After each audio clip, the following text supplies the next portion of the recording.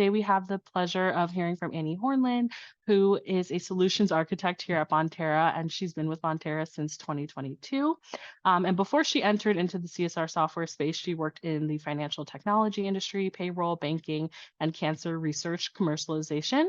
Annie currently lives in Minneapolis with her wife, Abby, and her 1-year-old daughter, Lucy. So I'm going to go ahead and take it away here and give it to you, Annie, to go ahead and present.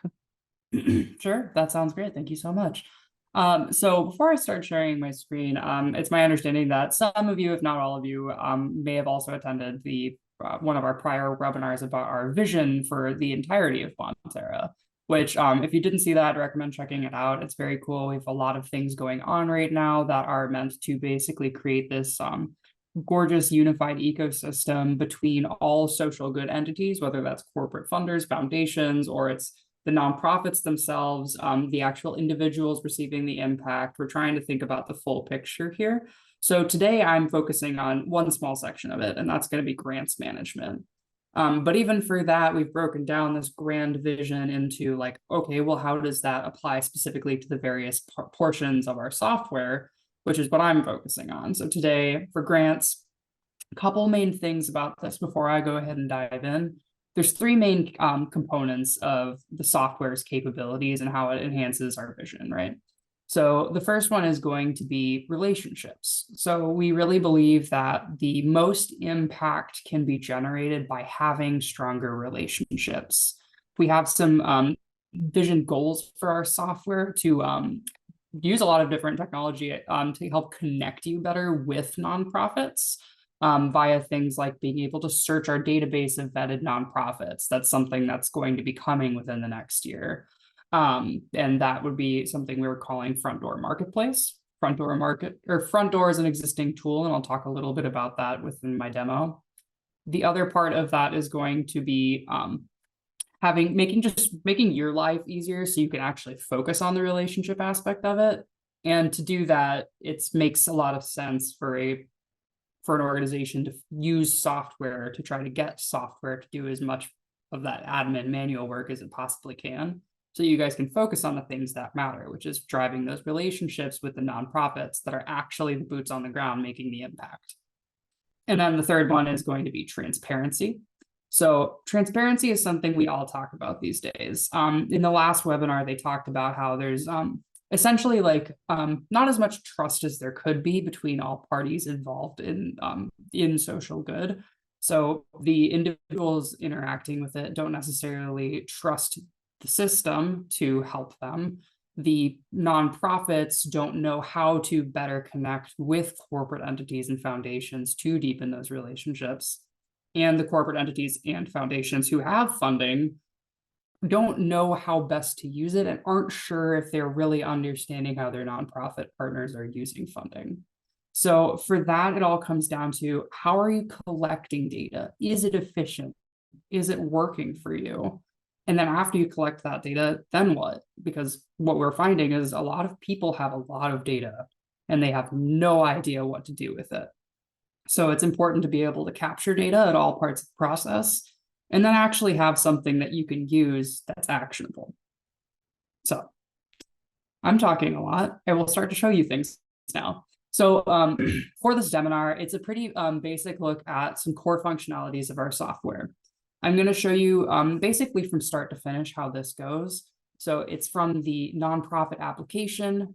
That's where we'll start in the nonprofit portal. And then once they hit submit, it goes into the admin pieces of the puzzle.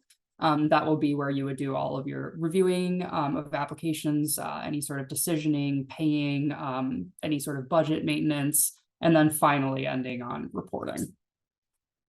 So let's see. Gotta remember how to share my screen, guys. All right, so sharing my screen with you now, what we're seeing is a login page for our grants portal. So a couple of things about this is I am showing you a demo environment, and I just want to be really clear that everything I'm showing is a demo environment. Each and every single one of our clients has their own flavor of this. So one of the benefits specifically of Bonterra is that our strategic philanthropy platform allows you to really customize a lot of the visual aspects of this. So it can be your own brand can be put on this site so that your nonprofit partners don't think they're coming onto the Bonterra site. They know they're coming onto your site. They're applying to your grant application. So I just want to be clear with that. So in the today, how they would get here is really just dependent on how you run your program, right? So we have clients who have open grant programs, meaning they just have links on their websites where like, hey, we have these 2 different grant programs. If you're interested in charitable cash grants, please go here. If you're interested in event sponsorships, please go here. That's a very common way to run a program. But some of our more mature clients, or honestly, just larger funders who have more money, get quite a lot of requests, and it's a little overwhelming for them. And those folks have moved to an invite-only process where they'll send links out, and some of them will even use invitation codes to make sure that people without invitation codes cannot access the application. So those are generally ones that have more established relationships that they have hand selected. It really just depends on your preference and maturity within your own foundation or corporation's grant making journey. So as we're logging in, each nonprofit will have to log in. One of the things I would like to show you that I forgot to pull up, and I apologize, is I did mention Front Door. So I would like to show you that. So with Front Door, it's a one-stop shop for your nonprofit partners. It's one thing we're doing to try to improve the nonprofit experience with this tool, because again, it's back to our whole ecosystem concept where it's a rising tide lifts all ships. So the more we can help them improve their experience, the more it ultimately helps you and helps the world, because again, they're the people doing very important work. So with this one, when they log in, they actually have to select their tax ID or their NCES education institution ID. So they'll claim it, and that's an added level of security because it gets claimed once, and then the account gets managed by whoever claimed it to add or remove people's access from there. So if they want to add perhaps a volunteer that's going to come in and review grants with them, or sorry, help submit grants for them, which is fairly common. That's a good use case to grant them access specifically. So here we're going to look up an organization, and I see Friends of the Hennepin Canal. It's a 509 point A, so I can view that. And I can see here that it's unclaimed. So what Front Door does is it allows me to claim it. If it's already been claimed, I have to request access. The other benefit to Front Door at this point for the nonprofits is that it's just ease of access for them. Many of us on the call, I'm sure, have worked in nonprofits at some point or another. And if you've heard the lore of the password binder, this is a reason to throw the password binder in the trash, because essentially you only log into Front Door and then you can access any of the grant makers you work with that use Bonterra. So just some added benefits for them. That's not everything that Front Door does, but that's a pretty light toe into it. It was designed in tandem with our nonprofit council. Anyway, let's log in. So we're logging into Bonterra now, or are we? Who knows? So we're logging into Bonterra now, and when the nonprofit gets into your grants portal, as I just mentioned, sometimes they'll work on behalf of multiple organizations. This will allow them to choose which of the organizations in particular that they are doing the grant application or monitoring the progress of the grant application for. So they'll log in over here. And then once they're in, again, that same opportunity for branding exists. This Acme Global logo makes no sense to keep. It should be yours. It absolutely will be yours. You can do things like change the colors of buttons and that sort of thing. And then the nonprofit will be basically greeted with this text over here. And the text is essentially just a welcome to your nonprofit partners. You can include things like helpful guidelines if you want to link out to an FAQ page. If you want to have some text there, like perhaps you have a closed granting cycle and you would like to alert them that the cycle has been closed. This is all opportunities where you can put that text out there. And then down below, you'll see 3 major sections that the nonprofit gets to utilize. One is submitted requests. This is nice because what it does is it tells them the status of all of their requests. So if something gets approved, rejected, still pending, they can see it instead of just asking you about it. They also do get automatic emails for things like confirmation of submission and change in status. So that's all available to them, as well as any impact reports they've submitted. We'll talk a little bit more about impact reports in a bit too. They can also start and stop their applications at any time. This is really important to the nonprofits because, again, as all of us know, they're often resource constrained. So anything you can do to make the nonprofit folks life a little bit easier is to everybody's benefit. And so here, allowing them to at least save their progress and come back to an application before submitting is extremely helpful. And then finally, required reporting. Required reporting is going to be those impact reports I'd mentioned a second ago. It's another great way to collect data about how funding was used, or product if you're doing in-kind granting. That way you can actually have data for impact measurement that you can then use to deepen your relationships, choose what relationships to keep, what not to keep, what funding programs are working well for your organization or not. But you need data, and our system makes it easy for you to collect it. So I'll pause right there. So I'm going to go into an existing application. This is going to be a charitable cash grant application. So one of the things you need to know about the system, and hopefully any system you might be looking at, is just that it should be highly configurable. You should be able to ask whatever you need to in an application. That should simply be table stakes. Within ours, it splits up your application into different logical sections. You can choose how you are titling these depending on the information you are collecting. We have a vast array of clients who have every different kind of grant application under the sun, and they all ask different questions. There are some that are common and similar, but for the most part, it's your unique program. You have your own unique questions. So that being said, we do have like boilerplate applications that you can use that are out of the box if you're a little newer into this. If you're a little bit mature and you know exactly the kind of questions you want to ask, that's great too. You can ask as many or as few things as you want to in the preferred format you have to ask those things. So within the application itself, one thing I like to point out is you are obviously going to have to collect some basic information about the organization. That front door tool I mentioned earlier makes this even easier because it collects it all ahead of the application process. And then it can be managed outside of the application process by the nonprofit. So again, just looking out for our nonprofit partners. But if you don't have that turned on for any reason, which I don't know why you wouldn't, but you know, okay, different flavors for different folks. They can update it here in the application. And then once they do it, it follows them for every successive application to save them some time. Because at the end of the day, we all want to save each other time so we can focus on the important stuff. And then within the application itself, again, you can ask whatever you want to. We allow you to, I think we have 26 different question style formats that you can use.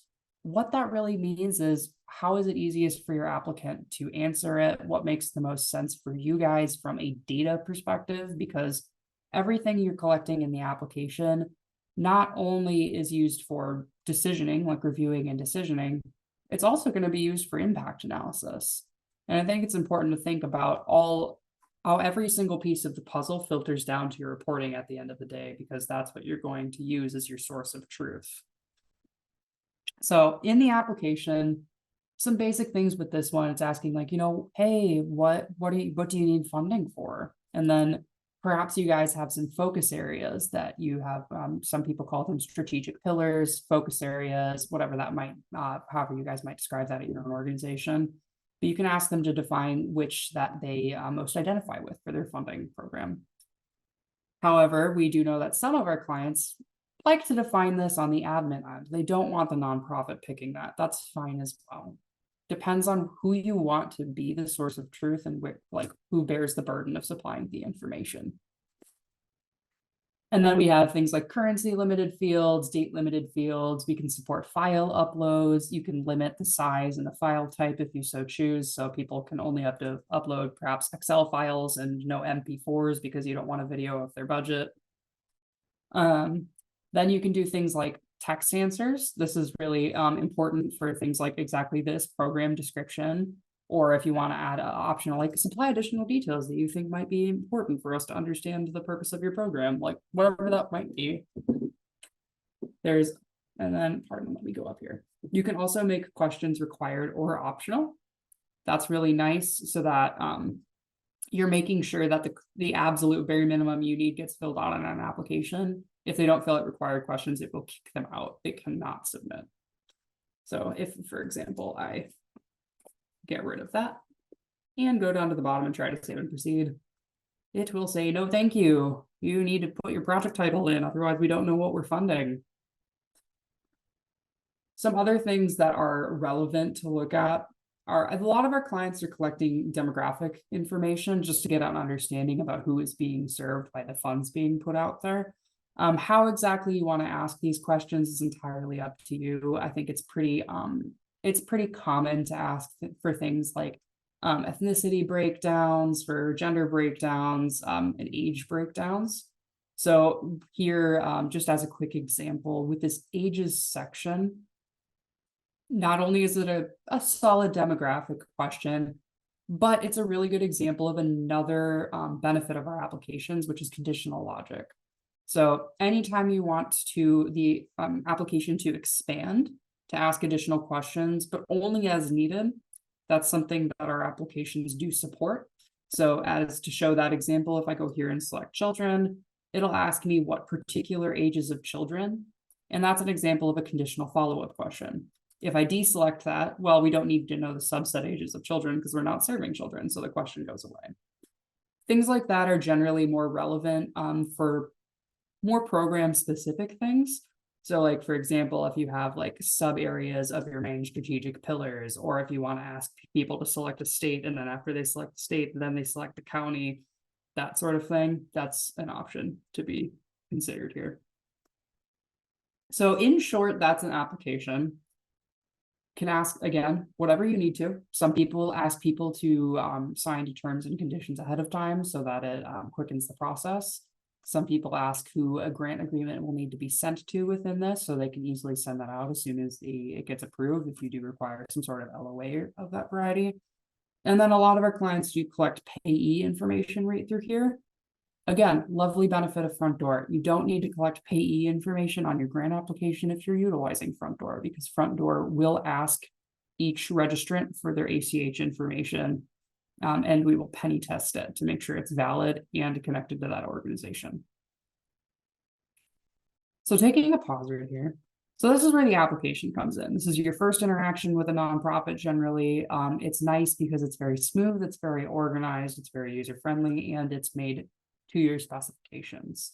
So it's just the first phase of the relationship with you in that organization.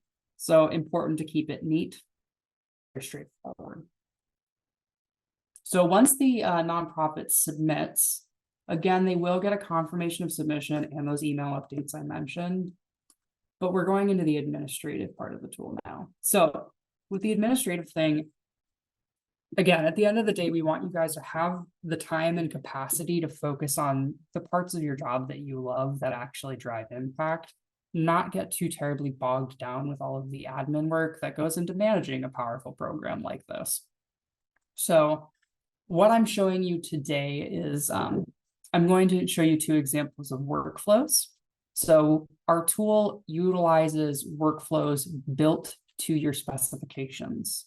Every single time we do an implementation, we will consult with you to make sure that the workflow is exactly as you need it to be. It goes to exactly the right people at the specific step that it needs to be addressed by that specific person, and all of that happens automatically. That is just one thing to make sure that you're not like manually managing that. Like, oh, I just did step 2, I need to assign someone to step 3, or like, who do I assign to step 3? Like, don't need to worry about it. Our system can, pardon, we use criteria from the grant application itself to automatically route and assign it to different workflows. So that's just a time-saving things that, again, you should, whenever you can, use technology to make your life a little bit easier. So what I'm showing you today, sorry, I am in Minnesota, and it's been winter for a long time. Now there's pollen. Thank you for your empathy, Ashley. I appreciate that. I have the pollen here in Chicago. I get you. Yeah. It's a rough life for those of us who see no living things over the whole winter and then get assaulted by them in the spring. It really is. Yeah, love flowers though. Anyway, you guys are here for a webinar. So what I have pulled up right now is this main tab. So one of the first questions we get asked is like, okay, yeah, we all have to-do lists because we're managing a grants program. So we have to review grants. We have to make sure things are going the right way. Absolutely. You do get emails that let you and your team members know when it is your turn to review something, if something under your ownership changes. And then you do get summary emails. There's also various places within our tool to check your to-do list. One of them that I'm showing right now in the main tab is the most common one, but we do also have dashboards, and you can use our analytics tool, which I'll show you at the end of this call, to formulate your own team's various to-do lists, or to monitor other folks on your team's to-do lists. So main tab, what we're looking at is basically, it's a smart search. So you can use keyword search, or you can use, we have predefined filters that cover quite a lot of different categories of information from grant requests. Each user on the system can have their own search function. So basically, sorry, that was kind of a confusing way to say that.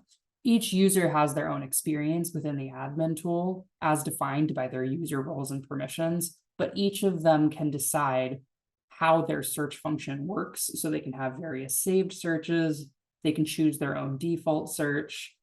And then within the search, they will only be able to see the things they have been permitted to see based on their user settings. So that's important to usually our larger customers, that really matters to them, and our smaller customers who have 1 to 2 person teams, that obviously doesn't matter as much. So just so you know, if you are looking for something that can scale with you, that tends to be important to people because they don't want to have to worry about it. Within the search though, I have right now, I'm just looking at a few different of my grant proposal types, which is a proposal type is a program, an application. And I'm looking at all dispositions, meaning I want to see everything that's approved, pending, declined, everything, but only for the year of 2024. And it's showing me all of my various incoming applications. Now, if I were using this as my to-do list, I would only want to see things that are pending my attention. And that's a search setting you can put on. Once here, we can do batch reviews. So you could do batch reviews if you want to. Generally speaking, that's better applied to a simpler grant style. If you have something that's a little more complex, that does actually require a thorough review. What you'll do is you'll click into these via the project title, the dollar amount, or the ID, and it'll take you to a grant request. Within the grant request, very simple view, everything is color coded. It will tell you the dollar amount of the grant request on top, assuming there is a dollar value. If it's in kind, it will not show a dollar value. And then if you guys are operating in more than one currency, it'll show the base currency as well as the local currency of the applicant on here. So just an important thing to call out for our global partners. And then underneath here, it'll show you the organization applying for funding, what they're asking for funding or product for, which of your grant applications they applied to, and who on your team owns it. So underneath here, what you'll see is this section, this proposal section. Each of our clients can design these hyperlink areas the way they need to, that makes the most sense for their team. They're basically meant for it to make it super easy for your team to navigate to the various parts of the grant application, to review the answers you need to make your decision during your portion of the approval process. So for example, we have quite a few financial and banking clients who in the United States, at least, are beholden to something called the Community Reinvestment Act, which has a very specific set of questions they need to ask of their applicants. Many of them will have a Community Reinvestment Act or Community Reinvestment section within here so that those members of their team can easily click to it and get to that section. And then the meat and bones of it is this approval section, right? So again, the system is smart. It'll know that because this is, let's say, a request that's over $10,000 and it's coming from Minnesota, that it needs to go into three approval steps, and I'm the first one, but maybe Amanda is the second one. And it's smart like that. So within this one, it's asking me if I'm going to agree with the amount that's being requested, which we can override. And then again, it'll automatically put it into the approval steps. With the approvals, another important thing, you can do approvals different ways. So for example, if you have like a panel or a committee that maybe does a recommend or do not recommend, but it's not a hard decision, that's something that we support. So if I click to do not recommend here, no, pardon, and I don't have the authority, great. So there's an example of something that I can't do. Lovely. Pardon while I fix that. Well, while we're waiting for that, let's go into another one. Sorry, let's pause my share for a second here. Sorry, folks. I clicked the wrong button. Ah, classic. No worries. All right. We're back in business. Okay, so going under here, we're going to go to the approval section, and it'll automatically undergo these steps. So if I hit do not recommend, it would have opened a panel review scoring section. Within this panel review scoring section, it's another example of an approval type we can accommodate, which is essentially you define your own rubric and the scores that can be used for those. So in this sample example, it was a 3-question rubric, each of which gets graded on a 1 to 10 scale, and then it auto sums that total to let me know whether or not I have hit the minimum that's needed to send to the next step of the approval process.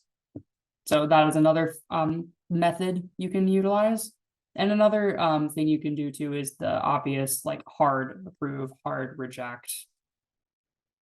So those are all capable via the system. I had this 3 approval step 1 populate. I also have an example of an approved grant request pulled up that only has 1 approval step. So this one is a different grant style type. That's it's a simpler grant request. It has a lot more oversight and pre-decisioning done by the client. In this case, it's what we call an admin initiated grant, meaning I've pre-selected that I'm going to give this entity $2,500. And I'm essentially creating the request on their behalf and then sending the funds out. So it only requires the singular approval step. So to pause right there, there's a lot of different ways to use a system, but making sure that you have the right workflows in place so that the system can do a lot of work for you is very important. The other step of that happens that actually transitions us into reporting is impact. So you want to understand impact. Getting some information on the application is a great first step, but it's the first step. We all want to know what happens after you give a nonprofit money, after you give them product. What are they doing? Like who is affected? What's the material good that was done? And those are pieces of information you can collect on impact reports. So impact reports, they basically look like an abbreviated grant application. So that grant application I showed you earlier, very similar visual, and then very similar in that you can ask whatever you need to, but it's a really good opportunity to ask like, okay, how many, like for an event sponsorship, how many people attended? How many people from leadership positions at our company attended? Whatever things you're trying to learn. How many trees did you plant at this event? Or whatever the actual material good being done is. That's the kind of thing you could collect in an impact report that the nonprofit can share with you so that you then know, okay, they did this with all of the funding, and then I really liked working with them. I would like to continue to deepen that relationship. Or like, wow, you did more than I thought you did, or you were going to do with this funding. Like, what a great partner. Like, let's see what else we can do together. Maybe this would be a good opportunity to create volunteerism events with this nonprofit to get our employees more entwined with this nonprofit. There's a lot of things you can do with that data. But the system, what it will do is automatically send out the request for information to the nonprofit at a predisposed time that you've decided. So those impact reports get sent out right after you approve the request, 60 days after, a year after, whatever cadence you need them to. And again, it's for whatever purpose you want to.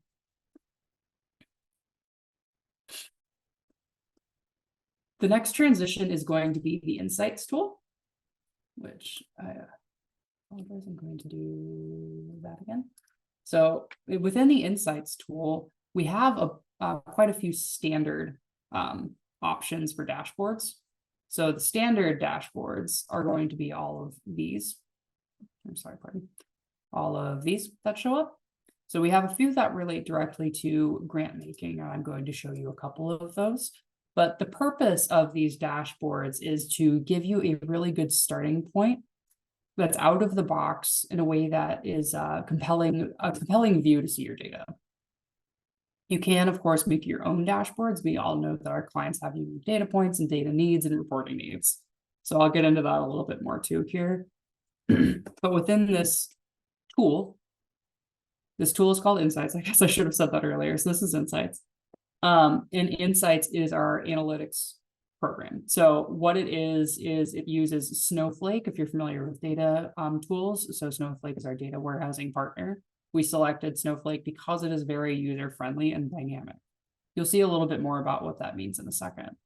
Then we use Looker to create the visual component, which is how you're going to be able to share your data in a way that makes sense to your stakeholders. So sharing reports out to leadership, sharing reports out to your employees, or even just so you actually know what the heck is going on, you know? So right now what I have pulled up is submitted grants, and I actually have a pre-filtered data set pulled up right now. So with this submitted grants, it's showing me like of the submissions we've received, a total amount of almost $12 million has been requested of us. We've received 46 requests. It takes us an average of 18 days to review them, and we've supported 26 organizations. So that's some really good high-level information. The reason I go over these, they're pretty basic, right? But we all get asked those questions. That's why we like to think ahead. Like we know that you're going to have to answer these questions, and that's why it's built into the standard dashboard. Working with a software vendor like Bonterra, you want to make sure that you have someone you have a relationship with, right? And so we have an in-house analytics team that is talking to our customers. They want to know, hey, what are your data needs? What's important for you guys to know? How can we make that into a pre-built standard dashboard so it's super easy for you guys to navigate around? You don't have to build it yourselves. So that's what we do in the tool. I'm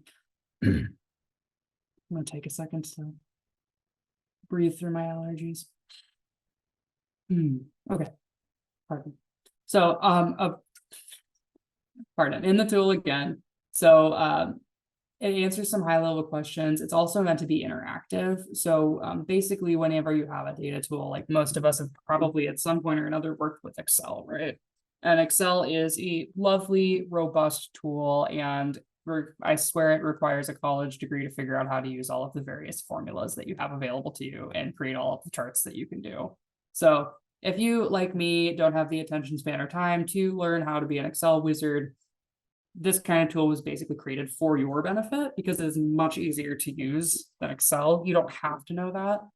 If you know SQL, cool, great, but you really don't have to. The other nice thing about this and having a partner is your partner should build a lot of things for you. And that's what we try to do, to take that, again, the admin work off of you so you get what you need out of a software without having to put all of the work into doing it and then maintaining it. We don't want that for you.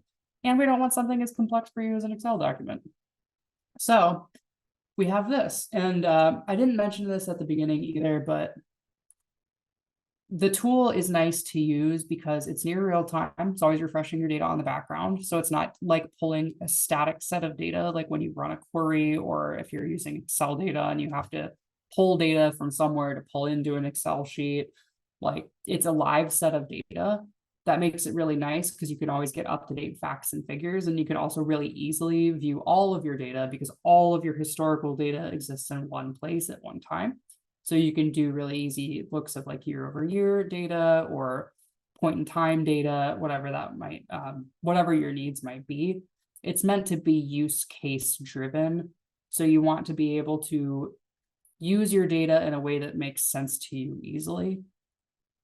So another use case for this would be, I had education highlighted before, but the example I like to give is maybe your CEO is chasing you down. It's 4:30 p.m. on a Friday. You're desperately trying to get out of the office, and they just, for whatever reason, want to know, hey, how much funding did we give to the state of Kentucky in the year of 2021? And you're like, I don't know.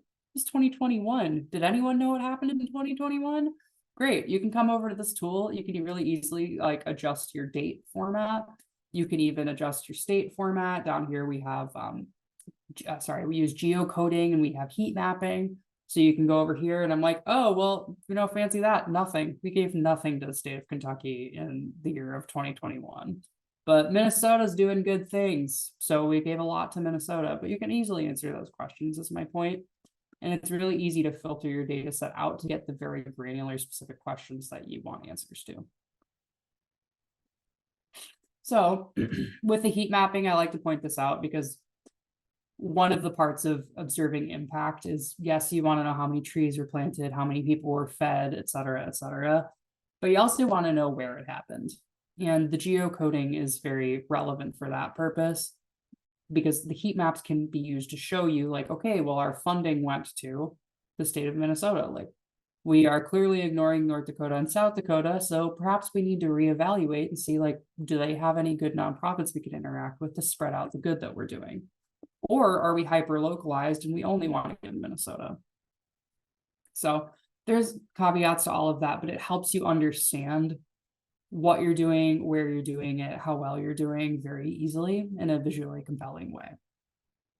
And as a note too, the heat mapping does go on a country, a state, a MSA, if you're familiar with metropolitan statistical areas, counties, and I believe we go down to zips as well. So we get pretty granular with it.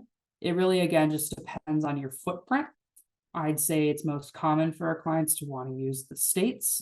However, we do have many that use country instead of the state, and a select few that prefer county because they have more of a localized footprint. So that's just one way. So this is, again, this is just kind of an overview of your grants program. Getting the actual data in, so all of that impact data, the like, when did you use these funds? Did you use all of the funds? Did you use all the funds as expected?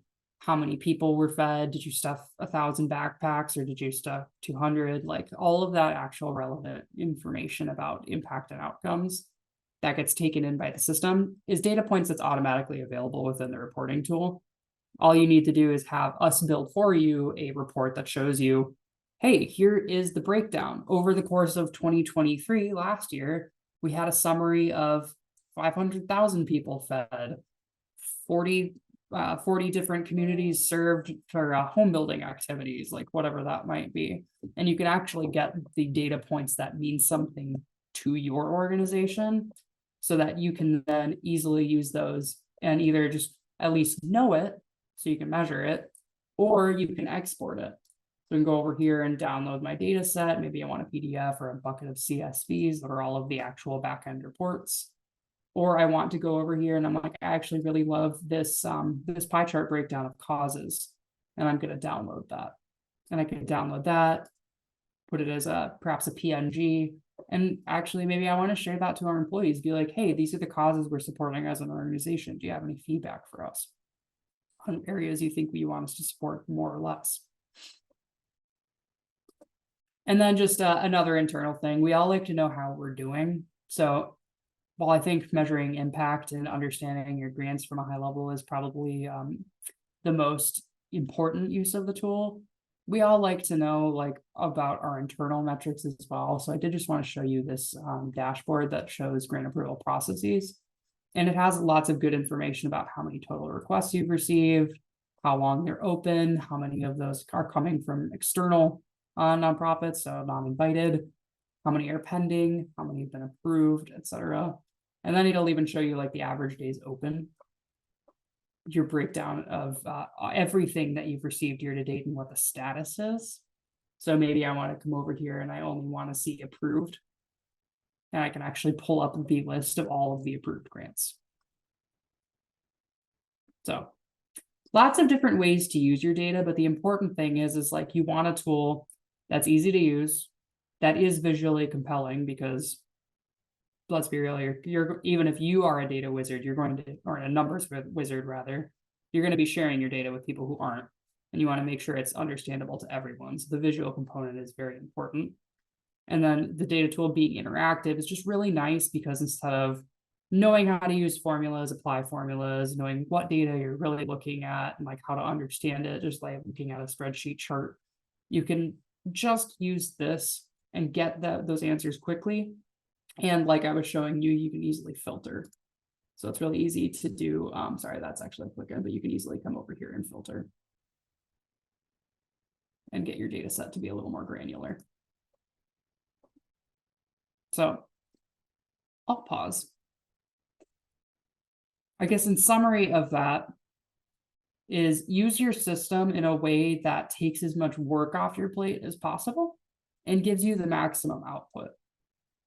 So what you want to make sure you're doing is just have software do all of the mechanic admin stuff that it can for you, collect all of the information that it can for you without you having to do any additional work to collect that, and then have it be able to have outputs for you that are meaningful, such as reporting.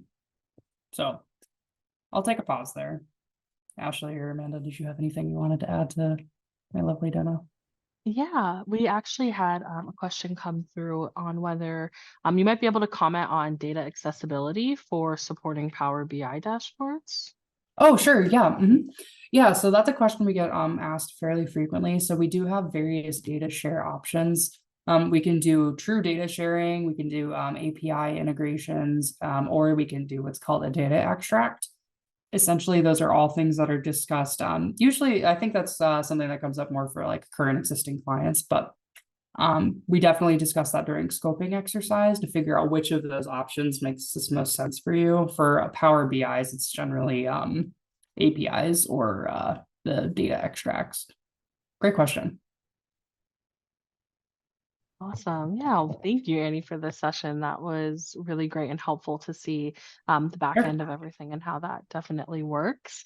Um, I am going to go ahead and give folks a couple minutes here to have their questions roll in.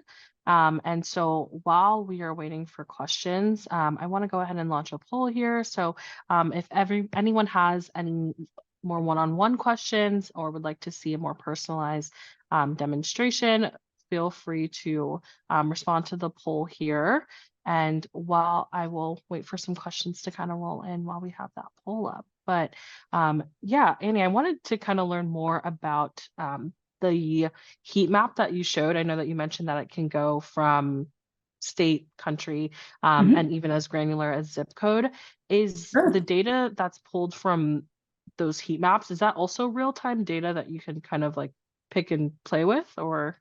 Yeah, absolutely. I can Oh, show another example of that. So all of the data, so I guess to talk about data in itself, every single piece of data you pull into the system is reportable. So okay. all of your data, including your historical data, is reportable within this tool. And it's all real time. So refreshes on regular cadences to make sure it's pulling in newer and newer data. So you do get that automatically. And then let me pull up the heat map again. But those the heat maps reflect all of that automated data, and it's all interactive. I'll pull up a different one in a second to show that. So down here, this one again is this one's showing again the states, but if I click on Kansas, for example, I can go ahead and see only Kansas related giving data. And then other examples are just community impact ones that pulls in some various census information for your benefit. We'll pull in things on a MSA level. So this one pulls in metropolitan statistical areas. So I'm biased because I'm in Minneapolis, but it pulls in the Minneapolis, St. Paul, Bloomington MSA area. Or if we go down over here, we can see the Madison, Wisconsin MSA. And those are all interactive too. So whatever kind of heat map you have turned on, whether it's by state, county, etc., you can click into any of those subsections for your heat map.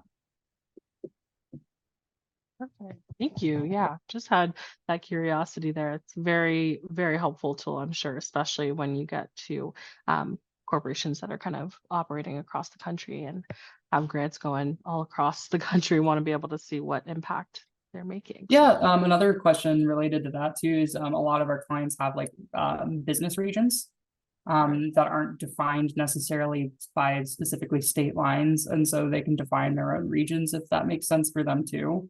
If they don't have a perfect geographical breakdown, some of our clients choose to do regional activity breakdowns by things like pie chart instead. Right. Okay. Yeah, great Awesome. question. Yeah. Well, I don't think we have any other questions coming through the Q&A here or the chat here. So let's go ahead and close that here. But yeah, Annie, again, thank you so much for taking the afternoon to meet with us and present with us. And I really appreciate the information that you shared. And thank you everyone for taking time out of your afternoon to come meet with us this afternoon.